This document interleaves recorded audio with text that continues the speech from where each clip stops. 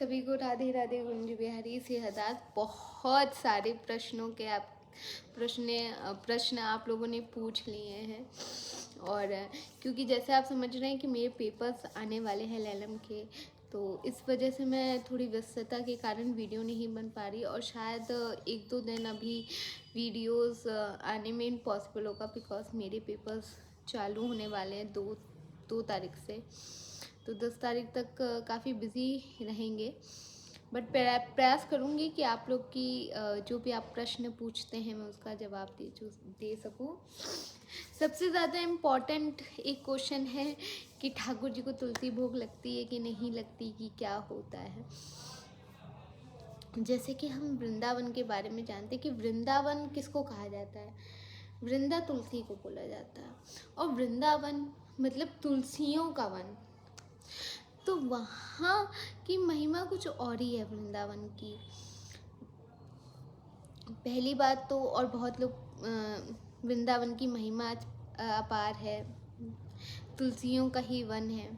और खास ही खास जैसे आप लोग पूछते हैं कि हरिवंश संप्रदाय में नहीं लगती या हमारे हरदासी संप्रदाय में नहीं, हम इसे धारण किए हुए हैं, तो इसके नीचे जो भी प्रसादी जाती है वो खुद में स्वयं में प्रसादी बन जाती है।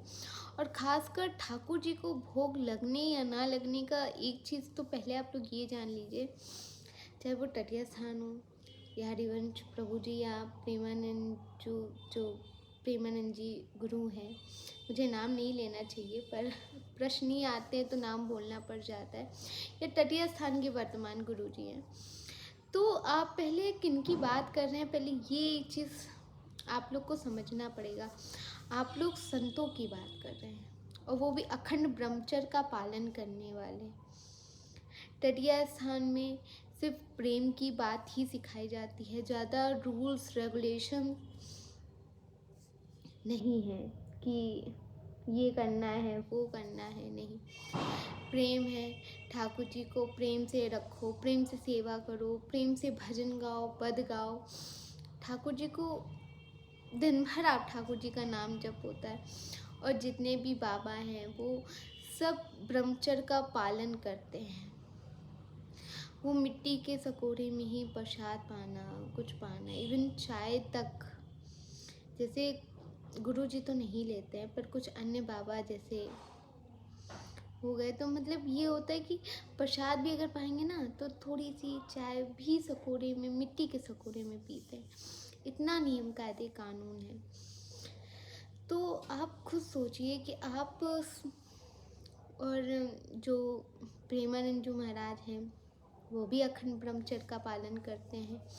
तो ऐसी जगह चाहे भोग लगे तुलसी में, तुलसी भोग में हो या ना हो, जो स्वयं इतने बड़े संत हों और दिन भर ठाकुर जी का नाम जप रहे हों,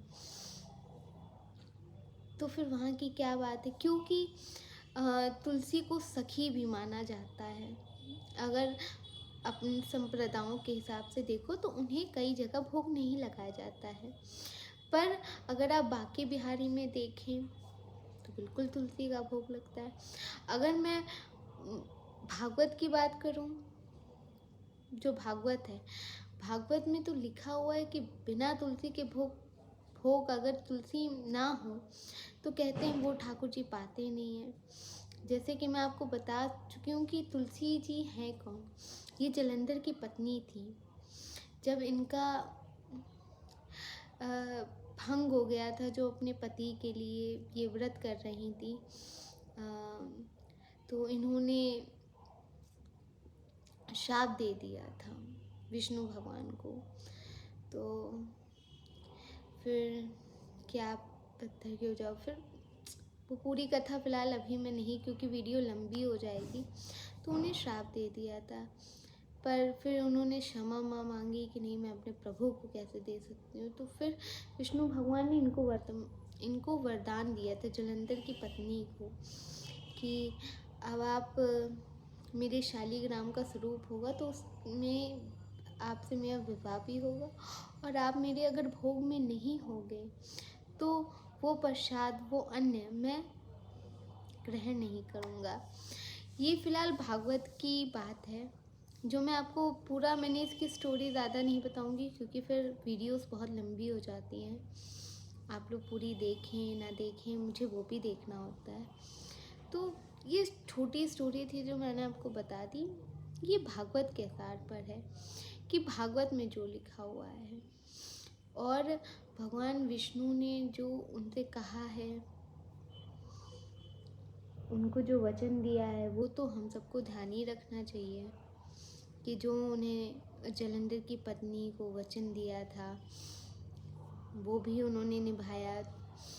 आप बांके बिहारी जाओ तो उसमें तुलसी का भोग ज़रूर रखा जाता है।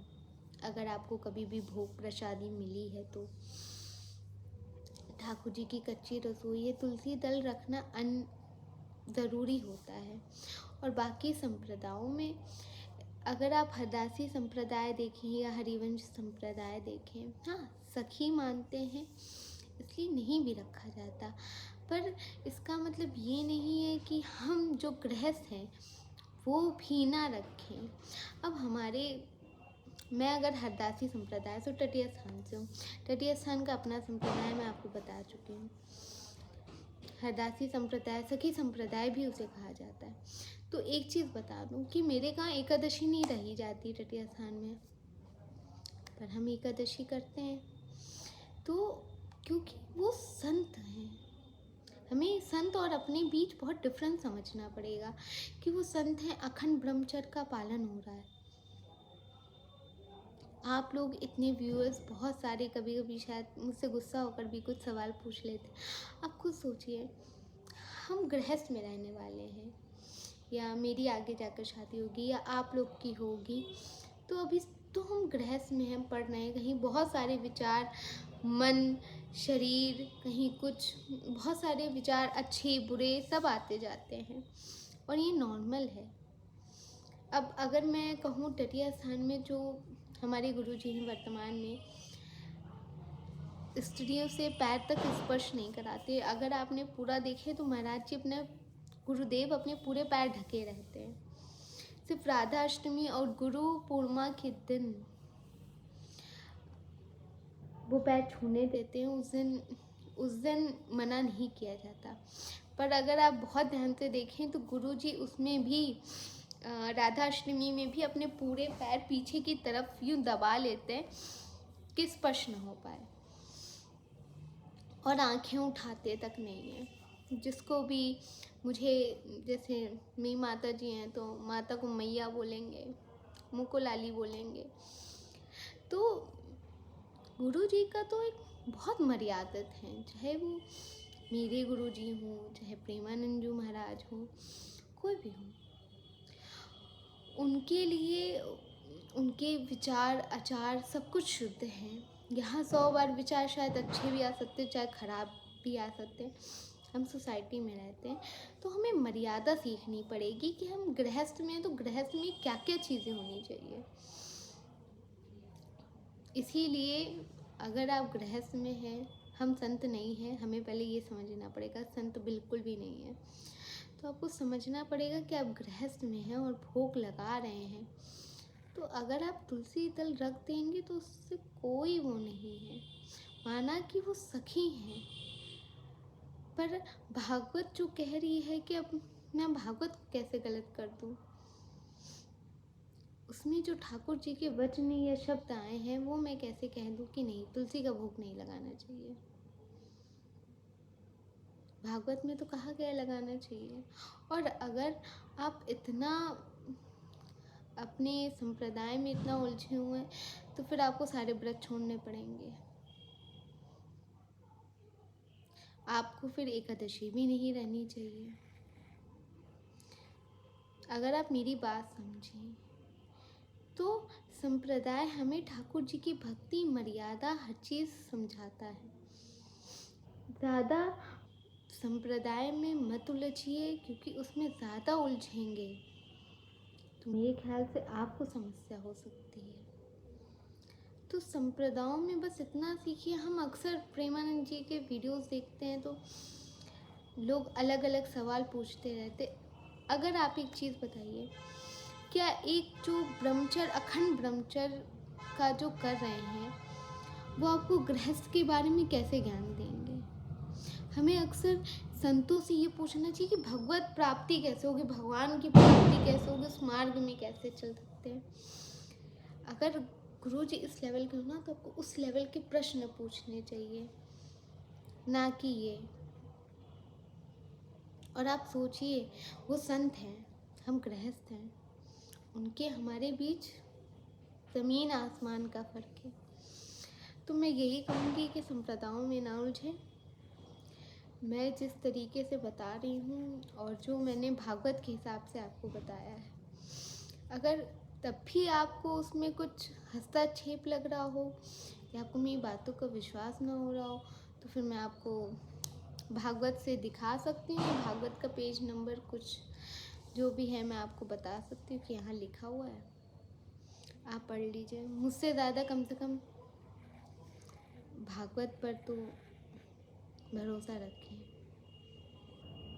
बस बाकी आज की वीडियो यहीं समाप्त कर रही हूँ। इतनी बात करने में 11 मिनट से ऊपर की वीडियो हो जाएगी। तो अगर आपको मेरी बात ठीक लगे तो बताइएगा। और भी आप लोग के बहुत सारे प्रश्न थे कि भोग के समय कौन सा मंत्र, तो आज मैं मंत्र पक्का डाल दूँगी।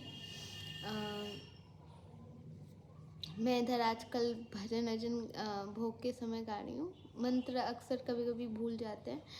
और वैसे भी आप कॉलेज से आओ तो थोड़ा माइंड नहीं चल पाता है जल्दी जल्दी, तो मैं आपको आज मंत्र वो शेयर कर दूँगी। और बाकी आप लोग ने आरती का तरीका पूछा था, मैं एक दिन आपको आरती का तरीका, आप जैसे नॉर्मल आरती करते हैं वैसे ही कर सकते हैं। और अपने मंदिर पे छोटा सा शंख ज़रूर रखें, शंख अच्छा होता है मंदिर में, और उसमें ही जल भर दें। और जब आचमनी करनी हो तो आरती करने के बाद लाइक दैट आपको ऐसे ही आपको शंख पकड़कर यूं यूं करके आपको पकड़ना है, उसे अपने घर में छिड़क दें और रसोई में अवश्य जल डालें, क्योंकि रसोई अन्नपूर्णा का स्थान होती है, बहुत ज़रूरी होता है। और सारे सदस्यों पर भी वो जल ज़रूर छिड़कें। बाकी यही है आरती का विधि विधान। कोई ऐसे आरती का कोई अलग से विधि विधान नहीं होता है, जैसे नॉर्मल आप लोग आरती करते वैसे ही कर सकते हैं। बाकी आरती करने से पहले ये मंत्र जो पद होते हैं वो बिल्कुल ना भूलें। मोर मुकुट कटि काचनी करुल्ली उर्माल, यह बानिक मन बसो सदा बिहारी लाल। पाग बनी पटका बन्यो बन्यो लाल को भेस, जय जय जय जय कुंज बिहारी की दौड़ आरती लेन। और जैसे ही आरती ख़त्म हो जाए तो ये मैं भी भूल गई हूँ, मुझे भी याद नहीं आ रहा। चलिए, ये तो शुरुआत में आप ये बोल सकते हैं, फिर मुझे भी याद करने में समय लग रहा, मैं याद नहीं कर पा रही हूँ। मोर मुकुट कटि काचनी करुल्ली उर्माल, यह बानिक मन बसो सदा बिहारी लाल। पाग बनी पटका बनो बनो लाल को, जय जय जय कुंज बिहारी की दौड़ आरती लेन। ऐसो रसिक ने, हाँ याद आ गया। ऐसो ही देखत रहो जन्म सफल करी मानो, प्यार ही प्यारी भांति के जुगल किशोर प्रेम ही जानो। मन ना जानो नायत पर मन ही रानो, श्री स्वामी हरदास के जुगल किशोर प्रेम ही मन रानो। तो हाँ, ये आरती के बाद बोला जाता है। तो कभी कभी मुझे भी नहीं याद आते हैं बहुत सारे मंत्र, अचानक से भूल जाऊँ, पर अगर कुछ गलती हो तो क्षमा कर दीजिएगा। बाकी मैं आपके प्रश्नों का उत्तर देने के प्रयास करती हूँ और करती रहूँगी।